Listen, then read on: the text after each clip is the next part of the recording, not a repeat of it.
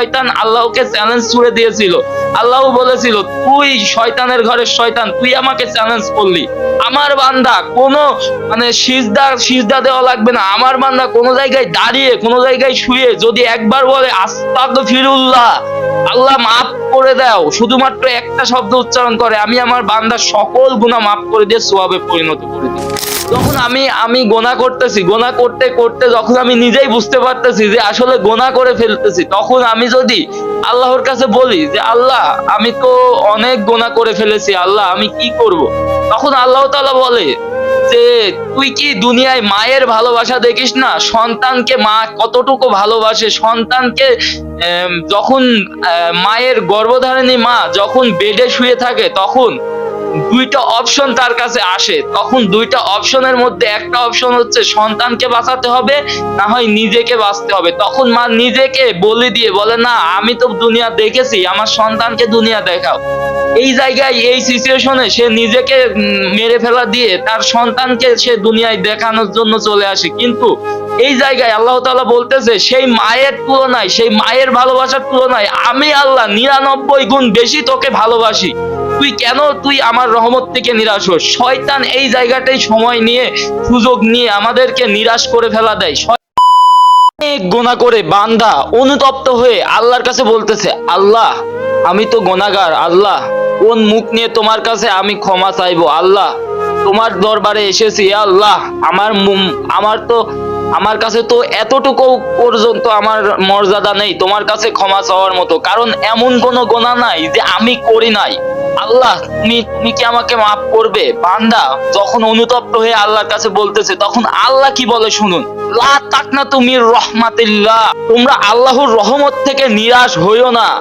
এর পরের আয়াতে আবার আল্লাহ তাআলা ইন্নাল্লাহা ইয়াগফিরুয যুনুবা জামিয়া, নিশ্চয় আল্লাহ তাআলা সকল গুনাহ ক্ষমা করবেন।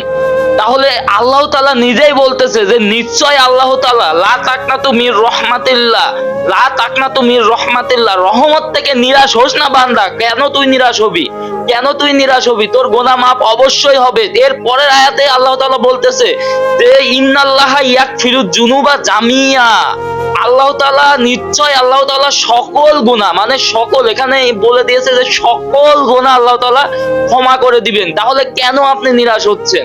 দেখেন, আপনি অনেক সময় অনেক গুনাহ করে ফেলি, কিন্তু এই গুনাহগুলো করার ফলে আমাদের মনে শয়তান একটা বাধা সৃষ্টি করে দেয় যে না, তুই আর কখনো ক্ষমা পাবি না। তুই এমন গুনাহ করে ফেলেছিস, জিনা করেছিস, তুই সুদ খেয়েছিস, ঘুষ খেয়েছিস, তুই আল্লাহর কাছে যদি ক্ষমা চাস, আল্লাহ তোকে আর ক্ষমা কখনোই করবে না, তোর ক্ষমা চাওয়ার দরকার নেই।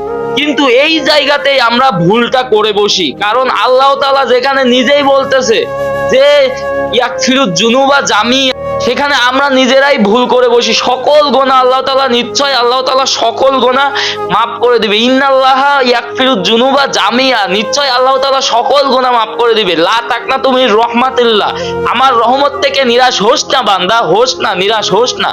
কিন্তু আমরা ওই জায়গাতেই ভুলটা করে বসি, এবং তখন যদি আমরা তওবা করে ফিরে আসতাম, আল্লাহ একটা মাত্র তওবা, আমাদের একটা মাত্র তওবার জন্য আল্লাহ বসে থাকে। আল্লাহ বসে থাকে আমরা কখন আমার বান্দা আমার কাছে একটা মাত্র তওবা করবে, ফিরে আসবে, আর তখন আমি তাকে সকল গুনাহ মাফ করে দিব। কারণ দেখুন, আল্লাহ তাআলার দয়া, আল্লাহ তাআলা নিজেই বলতেছে যে আল্লাহ তাআলার দয়া, যখন আমি গুনাহ করতেছি, গুনাহ করতে করতে যখন আমি নিজেই বুঝতে পারতেছি যে আসলে গুনাহ করে ফেলতেছি, তখন আমি যদি আল্লাহর কাছে বলি যে আল্লাহ আমি তো অনেক গুনাহ করে ফেলেছি, আল্লাহ আমি কি করব, তখন আল্লাহ তাআলা বলে যে তুই কি দুনিয়ায় মায়ের ভালোবাসা দেখিস না? সন্তানকে মা কতটুকু ভালোবাসে। সন্তানকে যখন মায়ের গর্ভধারিণী মা যখন বেডে শুয়ে থাকে, তখন দুইটা অপশন তার কাছে আসে। তখন দুইটা অপশনের মধ্যে একটা অপশন হচ্ছে সন্তানকে বাঁচাতে হবে, না হয় নিজেকে বাঁচতে হবে। তখন মা নিজেকে বলে দিয়ে বলে, না আমি তো দুনিয়া দেখেছি, আমার সন্তানকে দুনিয়া দেখাও। এই জায়গায়, এই সিচুয়েশনে সে নিজেকে মেরে ফেলা দিয়ে তার সন্তানকে সে দুনিয়ায় দেখানোর জন্য চলে আসে। কিন্তু এই জায়গায় আল্লাহ তাআলা বলতেছে সেই মায়ের তুলনায়, সেই মায়ের ভালোবাসার তুলনায় আমি আল্লাহ 99 গুণ বেশি তোকে ভালোবাসি। তুই আমার রহমত থেকে নিরাশ হোস। শয়তান এই জায়গাটাই সময় নিয়ে, সুযোগ নিয়ে আমাদেরকে নিরাশ করে ফেলা দেয়। শয়তান আল্লাহকে চ্যালেঞ্জ ছুড়ে দিয়েছিল। আল্লাহ বলেছিল, তুই শয়তানের ঘরের শয়তান, তুই আমাকে চ্যালেঞ্জ করলি। আমার বান্দা কোনো সিজদা দেওয়া লাগবে না। আমার বান্দা কোনো জায়গায় দাঁড়িয়ে, কোনো জায়গায় শুয়ে যদি একবার বলে আস্তাগফিরুল্লাহ, আল্লাহ মাফ করে দাও, শুধুমাত্র একটা শব্দ উচ্চারণ করে, আমি আমার বান্দার সকল গুনাহ মাফ করে দিয়ে সওয়াবে পরিণত করে দিই। তাহলে আজকে থেকে আমরা কখনোই হতাশ হব না। আমরা অনেকেই হতাশ হয়ে যাই, একটা দুইটা তিনটা চারটা অনেক গুনাহ করে ফেলে আমরা হতাশ হয়ে যাই যে আল্লাহর রহমত থেকে আমরা হয়তো নিরাশ হয়ে যাই। কিন্তু আল্লাহ তাআলা নিজেই বলে দিচ্ছে, লা তাকনাতু মির রাহমাতিল্লাহ, আমার রহমত থেকে নিরাশ হোস না বান্দা। এর পরের আয়াতে আল্লাহ তাআলা বলতেছে, ইন্নাল্লাহা ইয়াগফিরুয যুনুবা জামিয়া, নিশ্চয় আল্লাহ তাআলা সকল গুনাহ মাফ করে দেন। আল্লাহ তাআলা সকল গুনাহ মাফ করে দেন। এখানে একটা শব্দ বলে দিয়েছে, ইন্নাল্লাহা ইয়াগফিরুয যুনুবা জামিয়া, মানে সকল গুনাহ মাফ করবেন, সকল গুনাহ ক্ষমা করবেন। তাহলে সকল গুনাহ যখন আল্লাহ তাআলা ক্ষমা করবেন, কেন আমরা নিরাশ হব? কখনোই নিরাশ হওয়া যাবে না। তো আশা করি ভাই, আশা করি বন্ধুরা, আশা করি বোন, সকলেই আমরা যারা গুনাহগার বান্দা রয়েছে, আমি নিজেও গুনাহগার, আপনিও গুনাহগার, যারা গুনাহগার বান্দা রয়েছি তারা আল্লাহর কাছে সর্বদা সবসময় মাপ চাইবো। যে কোনো গুনাহ হয়ে গেলে সবসময় মাপ চাইবো। আর এক গুনাহ বেশি বারবার করার চেষ্টা করব না, কারণ আল্লাহ তাআলা এক গুনাহ বারবার করা পছন্দ করেন না। ইনশাআল্লাহ দেখা হচ্ছে আবার নতুন কোনো আপনাদের মাঝে মোটিভেশনাল কোনো ভিডিওতে। ভিডিওটি ভালো লাগলে চ্যানেলটি সাবস্ক্রাইব করবেন এরকম ভিডিও পেতে।